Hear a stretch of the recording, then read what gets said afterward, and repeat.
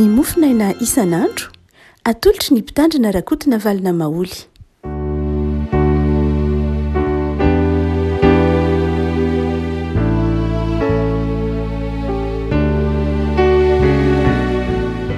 Miarahaba antsika revako malala tratrity sabotsy fa valon'ny volana martsa ity. Andro natokana ho an'ny vehivavy moa an'io revako malala dia miarahaba ny vehivavy rehetra arak'izany isika mba ho salama sy ho ambinina amin'ny zavatra rehetra ary dia maniry ny fiadanan'ny tompo sy ny fifaliany ho amin'ny vehivavy na ny renim-pianakaviana na ireo izay mbola mpitovo sy ankizy. Ny mofinaina voalahatra ao antsika dia ny filazan-tsarasina araka ny Matio 4. Matio 4 andininy 12 ka hatramin'ny andininy 17. Fakitsika amin'ny anaran'i Jesosy. Ary noho ny reny Jesosy fa efa voasambotra Jaona dia lasa nakany Galilea izy. Ary noho niala tany Nazareta izy dia nakany Kapernaoma izay ao amoron-dranomasina ao amin'ny saran-tanin'ny Zebulona sy ny Nafitaly. Ka noho ny natao izy mba ahatanteraka izay nampilazaina any Isaia mpaminany hoe ny tanin'ny Zebulona sy ny tanin'ny Nafitaly ao amoron-dranomasina ny andafin'ny Jorodanin'ny Galilea tamin'ny tanin'ny Jentilisa. Ny olona izay nitoetra tao amin'ny maizina dia nahita ny mazava lehibe. Ary izay nitoetra tao amin'ny tany aloky ny fahafatesana no nipisahan'ny fahazavana. Ary tamin'izany andro izany dia nanomboka nitory-teny Jesosy ka nanao hoe mihebay ianareo fa efa akaiky ny fanjakan'ny lanitra. Ray masino manamasinana amin'ny fahamarinana ny teninao no fahamarinana. Amen. Eto dia asehon'ny Matio ny fotoana sy ny toerana izay nanombohan'i Jesosy ny asa fitohinan'ny filazantsara na ny asa izay nisy hono mpamonjy izao tontolo izao. Hoy Matio hoe tany Kapernaomy, tany Nazareta, tany Galilea no niantombohan'ny ministeran'i Jesosy. Ny filazantsara moa mazava ho azy samy manana ireo communauté izay nandraisany nitoriana izany filazantsara izany. Zava-dehibe ny fahafantarantsika an'ilay communauté mba ahatakarantsika ny teolojia izay tian'ilay filazantsara ho voizina. Ohatra hoe ny filazantsara araka ny Marka izay nosoratana tany Roma. Mbola tany Roma no filazantsara Marka no nosoratana voalohany, izany hoe tany amin'ny tany tsy jiosy akory. Ary ny filazantsara Marka no voasoratra voalohany indrindra. Dia izay vao nalalaka filazantsara Matio izay nosoratana indray tao an'ireo communauté jiosy kristiana taty Palestina na taty faritany jiosy izany. Izay be dia be ny fampianarana ao amin'ny Matio. Matio dia tsy tahaka ny Marka loatra, marina fa mitovitovy izy amin'ny sinoptika azy, fa na izany aza dia manana mampiavaka azy kokoa Matio, betsaka kokoa ny fampianarana ao amin'ny Matio. Jesosy dia asehon'ny Matio ho toy ny raby, ho toy ny mpampianatra, satria izay no nahazatra ny olona nanan-toerana tao amin'ny fiarahamonina dia ny raby. Noho izany dia apetraky Matio ho toy ny raby, na dia zanak'Andriamanitra ary mazava ho azy Jesosy fa mpampianatra. Mitovitovy amin'ny fomba fijerin'ny Jaona ihany. Fa raha miverina amin'ity mofinaina ity isika dia hotsika teo hoe omeny Matio toerana bebe kokoa ny geografia, ny fotoana koa. Raha ohatra ka mamaky tsara ny filazantsara araka ny Jaona ianao dia ahatsapa fa zava-dehibe ny fotoana, ny fifamatoran'ny fotoana sy ny toerana. Lay dimension espace. Tao izany amin'ny Jaona dia tena mazava be mihitsy hoe fifamatoran'ny toerana sy ny fotoana. Marina loatra tsy dia tena mitovy loatra amin'izay ny filazantsara araka ny sinoptika, tsy dia tena tahaka an'izay fijerin'ny Jaona mampifamatotra ny fotoana sy ny toerana izay. Saingy raha mamaky ny filazantsara sinoptika kosa nefa ianao dia misy ihany amin'ny fotoana sasany ifamatoran'ny fotoana sy ny toerana. Tahak'izay eto am-pilatanantsika ity zao dia voatsindry mihitsy ilay fahatanterahany ilay faminany Isaia mpaminany hoe ny tanin'ny Zebolona sy ny tanin'ny Nafitaly dia tany amin'ny tany amin'ny moron-dranomasina ny Jorodany zafin'ny Jorodany tany Jesoa no nitory ny hoe mibebay ianareo fa efa akaiky ny fanjakan'ny lanitra. Tany nanombohan'i Jesoa ny asany. Ohatsika hoe zava-dehibe ny fifamatoran'ny fotoana sy ny toerana.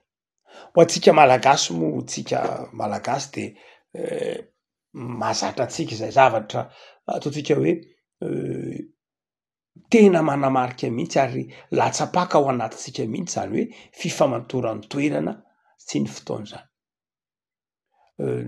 Talohan'ny idiran'ny vavahana kristianina eny Mandrakakely eny ary dia mbola ao an-tsaintsika mandrakariva ny hoe ny zavatra rehetra dia manana ny fotoanany, ny zavatra rehetra dia manana ny toerany.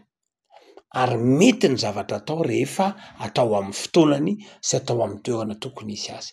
Fahendrena malagasy tsotra fotsiny zao zany.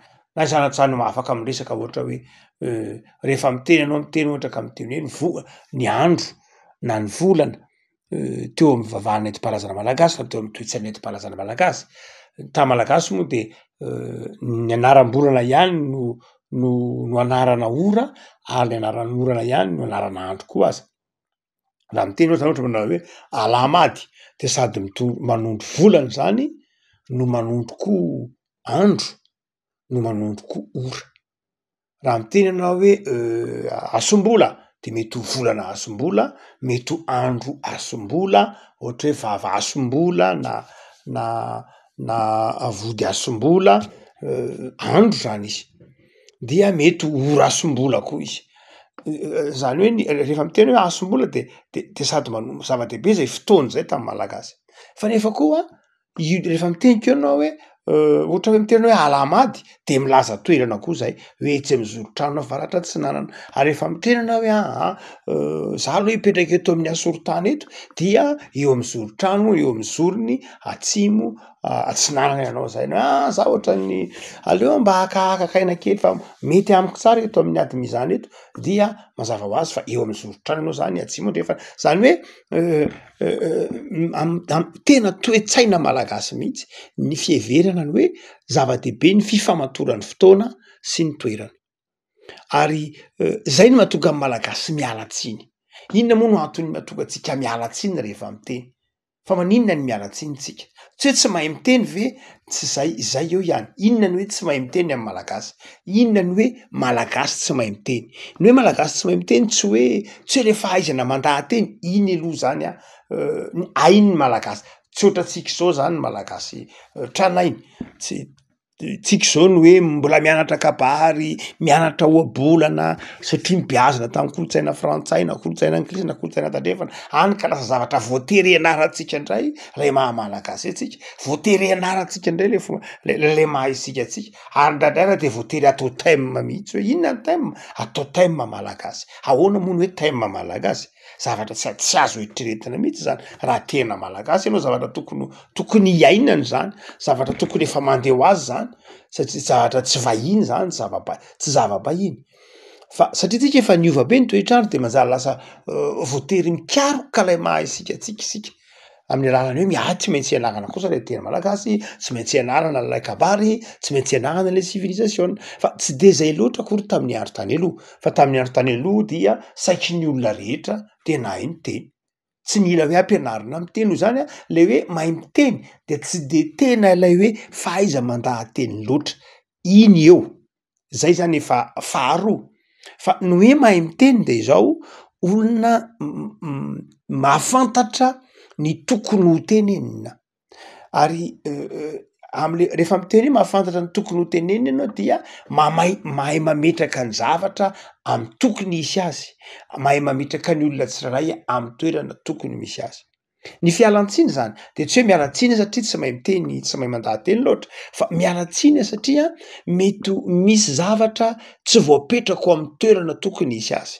Na misy zavatra tsy voalazako amin'ny fotoana tokony ilazana azy de miala-tsiny aho. Le fiala-tsiny zany amin'ny fotoana io dia midika hoe mahatsiaro anao hoe misy olona tokony ho mipetraka tetsy amin'izy toerana izy satria amintsika malagasy ny zavatra tsirairay avy de manana toerany avokoa hoe etsy ny simbe etsy ny tena etsy a ny vilany a etsy a ny sokona koa sy ny sisa amin'ny trano malagasy io dia amin'ny toetsaina malagasy io de ny zavatra rehetra misy toerany ny toeran'ny ray aman-dreny a de etsy avaram-patana ohatra ny toeran'ny vahiny a misy toerany avokoa arakaraka ny taonan'ny olona arakaraka ny andraikiny ao anatin'ny fiarahamonina arakaraka ny andraikiny eo anivony ataontsika hoe ny lafin'ny zavatra tsy hita maso mihitsy ary zany hoe amin'ny lafiny aram-pinoana no zany dia zany zavatra zany tsy voatery ho fantatrao rehefa miteny ianao tsy voatery ho fantatrao daholo ny momba ny olona tsirairay avy nefany iny momba ny olona tsirairay avy iny no mibaiko ny toerana hipetrahany no ametrahana azy amin'ny toerana tokony isy azy de miala tsiny ianao satria mety misy olona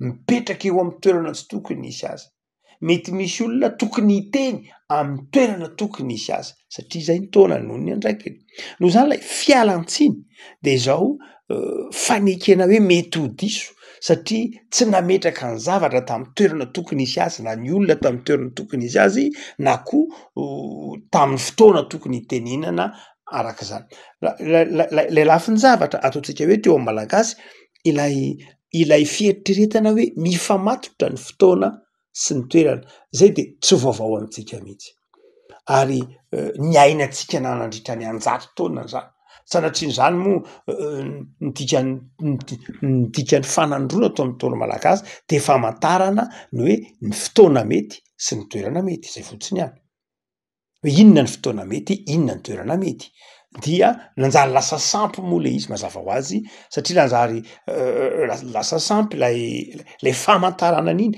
lasa nampidirana fanontaniana tamina mety ho hery hafa na tahaka zany dia averatsika any fa hotsika manao hoe eo amin'ny malagasy any de tsy vaovao amintsika mihitsy zany hoe mamantatra ny fotoana tokony hanombohana tahaka ny hoe fotoa famafazam-bary fotoana fambolena mangazo fotoana fambolena tsaramaso sy ny tahaka zany zay haitsika malagasy zany no zany de takatritsika tsara mihitsy ny lanjan'ny atao hoe fanombohan-javatra takatritsika malagasy mihitsy ny lanjan'ny antsoina hoe fanombohan-javatra rehefa manomboka zavatra isika dia fantatsika fa miantoka zava-dehibe lay fotoana fanombohany ary zay ny mahatonga ny malagasy mahatakatra tsara ny hoe rehefa manomboka ny taona de andeha atomboka amin'ny fivavahana andeha atomboka amin'ny fametrahany zany operatran'Andriamanitra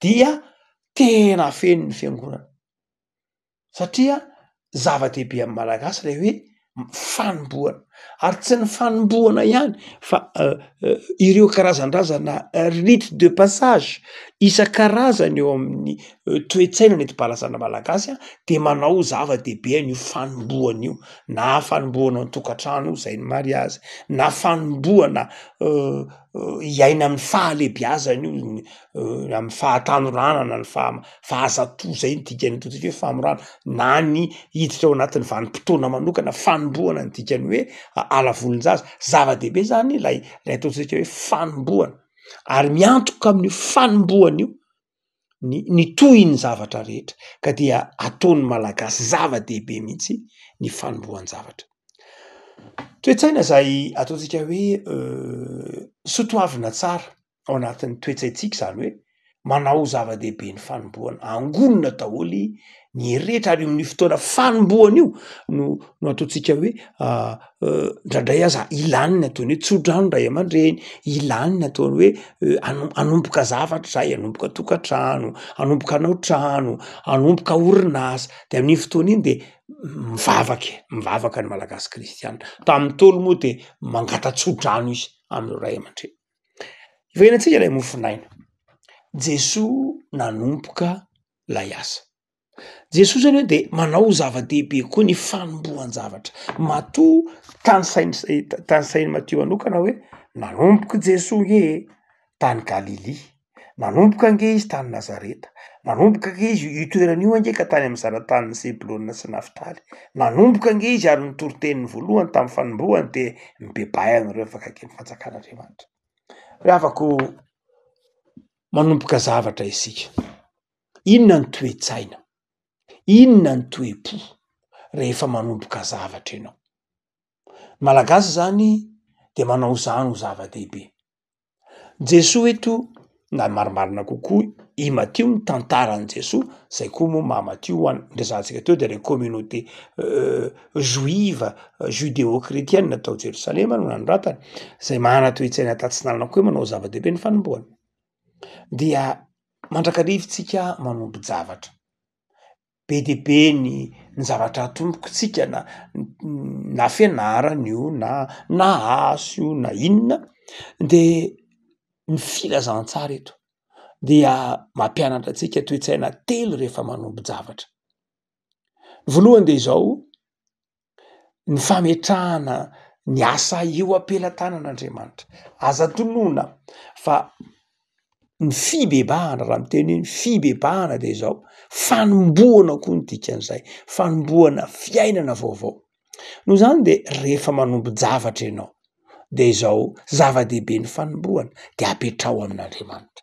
Aza manombo javatra amin'ny herin'ny tenanao samy rery mihitsy, fa meteza hanomboka lay zavatra miaraka am' Jesoa. Zay iny mahatonga ny mpanao salamika miteny manao hoe raha tsy Jehova manao trano de miasa foana ny mpanao azy. Rehefa manombo javatra ianao manao trano, na manorina fasana, na manorina orinasa, na anniversaire, de izao atombohy miaraka am' Jesoa. Atombohy miaraka am' Jesoa. Inona ny hoe atomboka miaraka am' Jesoa? Atombohy amy vavaka, atombohy am'lay fibebahana zay tenenin' Jesoa hoe mibebà ianareo. Atombohy amina fibebahana satria iditra amina epoka vaovao, miditra na amina vanim-potoana vaovao ianao, zay ny dikany hoe fanombohana. Ka mahatonga an'io fanombohana io hitondra zava-baovao, hitondra zavatra mahafinaritra ao anao, mba hahatonga an'io fanombohana io hifanaraka amin'ny sitrapon'Andriamanitra ny tohiny rehetra, de atombohy miaraka am' Jesoa amin'ny alalan'ny fibebahana, amin'ny alalan'ny vavaka. Zay ny voalohany, raha ohatra ka mamaky ity andinin-tsotra masina ity tsika, hoe zava-dehibe ny fanombohana zavatra, atombohy miaraka am' Jesoa. Fa ny faharoa de izao, rehefa manombo javatra ihany koa ianao dia mieritrereta ny aomby. Manana finoana hoe hiety sy ahomby ny zavatra zay ataonao. Raha ohatra ka manombo javatra ianao kanefa ao anatin'ny fisalasalana de tsy lasa lavitra. Fa rehefa manombo javatra miaraka amin'Andriamanitra ianao, miaraka am' Jesoa de izao manana finoana.